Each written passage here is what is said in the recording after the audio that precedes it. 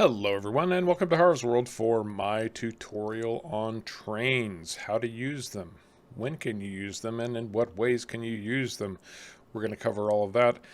This is pretty much a tutorial for true beginners, people who really don't know much about the game yet. This one's by request. I had a request for this tutorial.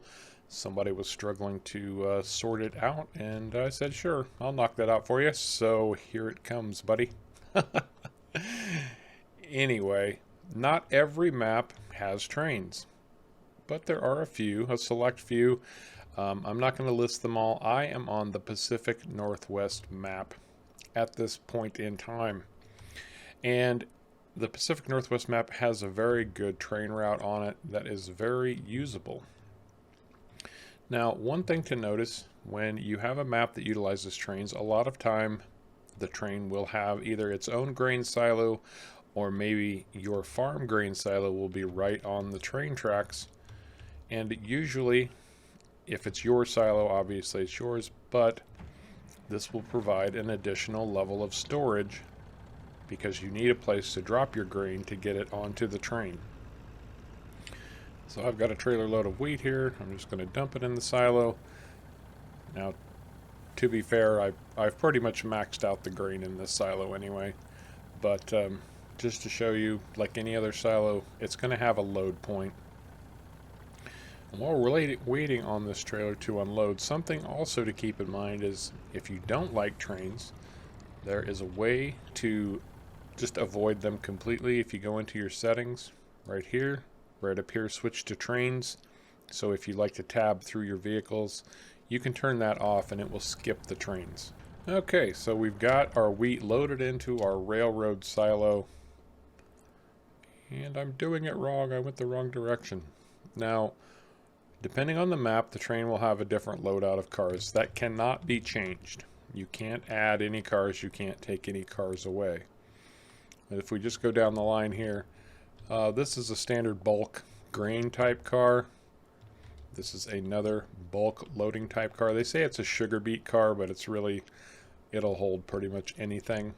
We've got a log carrier right here, another bulk goods car right here, and last but not least, a flatbed.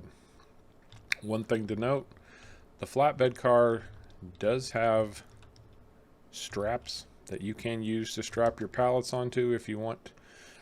The rail car also provides straps, or the log car also provides straps, so you can strap those logs in so they don't go flying everywhere. Now you enter the train just like you do any other normal vehicle, and on PC anyway, you'll use the G key to switch between cars, like so. Now on the front car, I am actually underneath the loading point on this silo, and you can see right here there's a spout that wants to load this rail car, but it won't load. Well, just like any other trailer, you're going to need to open the cover on it, and you can kind of see that cover opening back there. Now it will give me the option to load my wheat. Now, as far as loading the rest of these cars, I guess it was 90,000 liters. So, but as we pull up to the next car, it is going to ask if I want to fill that car as well. And just to show you, yes, it will fill. But you do have to pull the train up underneath the spout for each car you want to load. And then if I just keep moving forward, I'm going to go back to the fourth car in line. I'm going to skip the rail car. This fourth car should have a cover on it also that needs to be opened up. There it goes. Now it's opening. And we could put wheat in that car also. Easy peasy. Okay, so those are the three cars that will haul our bulk goods. Pretty much any crop you can think of would easily go in those three cars. Now, if you want to load your flatbed car, or you want to load logs, then you're going to need to park your train at the loading ramps. Again, this is map dependent. This is strictly what's available. But if I pull my log car up here right next to this ramp, then I can easily load it. This will run about 23 meters.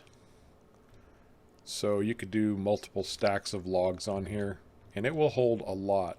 Probably, I'd say between 20 and 30 logs per stack.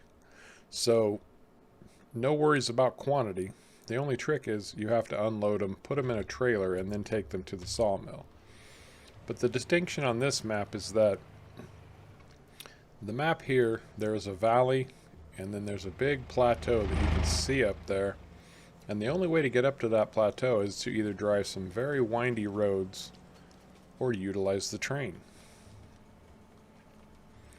Now, on a map that utilizes trains, if you're lucky, some of the sell points will be right on the train track, and we're going to look at those here in just a second as we climb up out of this canyon, or out of the valley onto the plateau. But at this point, it's really no different than hauling a load with a truck. You just can't turn. Driving the train is exactly the same as driving a vehicle. You go forward and reverse. Yeah, it's that simple. Now, when you're coming to a sale point, like we are coming up to a sale point right here, you want to start slowing down way before you get there, because these trains have a lot of momentum and it's easy to blow right past if you don't slow down soon enough. Now, just like hauling goods on a truck, you want to position yourself, or the car you want to unload, you want that to be selected, and you want it to be over the tip-in point. Now this map has tip-ins right here on the track, so there's no need to unload anywhere else. I could tip in and sell right here, and you can see I just made about $2,000 tipping in there. I can do the same thing with any of my other cars. As long as I have them selected, they will tip in. You just have to make sure you select them. It's the same as you would with your happy little tractor and trailer. It's really no different at all. And that's really all there is to know about trains.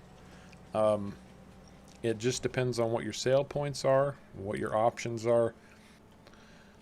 Now, I've been running up here along the plateau after that first sale point, and right here is a secondary train depot.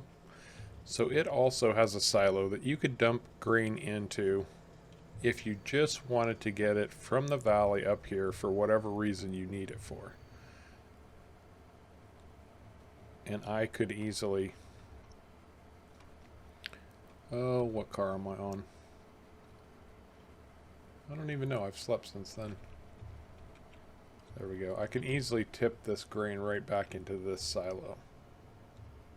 This silo's full, so it won't accept any, but I could actually load from here. More wheat if I wanted to.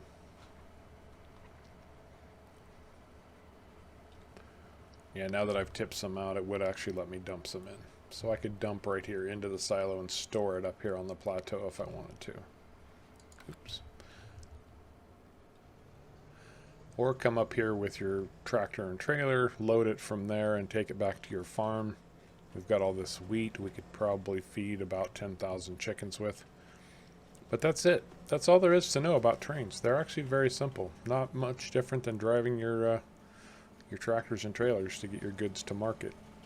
But the only thing you really have to remember is the map has to be designed for them. So I think that's going to do it for this tutorial on trains. Pretty straightforward, pretty simple. If you have any questions, please leave them in the comments below. I'm always happy to help my fellow farmers any way that I can. I appreciate you coming along for the ride. Until next time, take care.